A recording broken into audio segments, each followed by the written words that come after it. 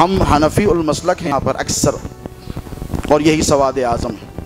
70 to 80% of the world population مسلمانوں کی جہاں تک آتی ہے یہ حنفی المسلک ہیں، باقی 30% میں شافعی ہیں، حنبلی ہیں، مالکی ہیں، اور گنتی کے سلفی ہیں، ان کی تعداد تو انگلیوں پر کی جا سکتی ہے۔ بھئی سعودی عرب کو ماننے والے بھی جا کر دیکھیں، وہاں پر بھی فقہ کو فالو کیا جاتا ہے کہ نہیں؟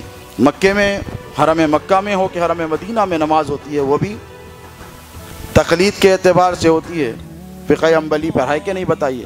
فقہ شافعی ہے، فقہ مالکی ہے، دنیا میں بیشتر جو ہے وہ حنفی پائے جاتے ہیں۔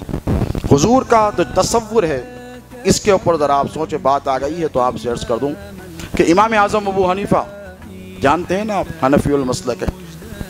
کسی سے آ کے سوال کیا کہ اے امام، اگر نماز کے دوران بھول کر ہم 2-3 رکعت پڑھ رہے ہیں، دوسرے قاعدے میں بھول کر درود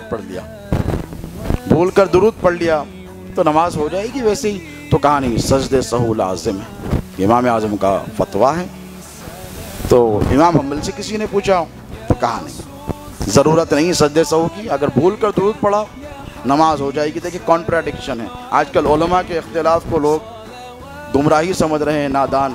بھئی ائمہ فقہ میں جب اختلاف ہو سکتا ہے کہ نہیں؟ امام اعظم کے شاگردوں نے امام اعظم ابو حنیفہ سے اختلاف کیا ہے، اختلاف ہی تو علم ہے۔ علم جاننے کے لیے اختلاف کرنا پڑے گا، پھر اس میں ریزننگ آئے گی، پھر وجوہات آئیں گی۔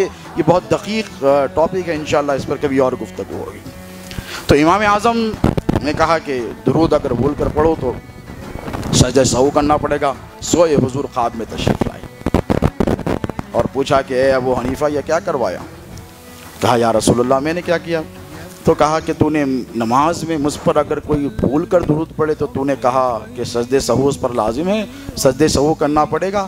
درود تو مجھ ہی پر پڑھ رہا تھا، کسی اور پر تو نہیں، بھول کر بھی پڑھ رہا تھا تو مجھ پر ہی پڑھ رہا تھا نا، تو نے کیوں کروایا؟ تو قربان جائیں امام اعظم ابو حنیفہ کے عقیدے اور محبت رسول کے جذبے پر، کہنے لگے یا رسول اللہ بات صرف اتنی سی ہے، نعمان بن ثابت یہ نہیں چاہتا تھا یا رسول اللہ کہ کوئی آپ پر درود پڑھے اور وہ بھی بھول کر پڑھے، نماز میں درود آپ پر پڑھے اور آپ کے تصور کے بغیر پڑھے یا رسول اللہ۔ اسی لیے تو حضور مسکرائے۔ دیکھیں اختلاف انہوں نے بھی کیا، امام حنبل نے کہا ہو جائے گی، لیکن ان کا عقیدہ کیا تھا، ان کا نظریہ کیا تھا، اس پر غور کریں تو پتہ کیا چلا کہ نماز پڑھ رہے ہیں، خدا کی تصور ہے مصطفیٰ کا، اور اگر نہ ہو تو پھر نماز ہی قبول نہیں، حنفی المسلک لوگوں کے لیے۔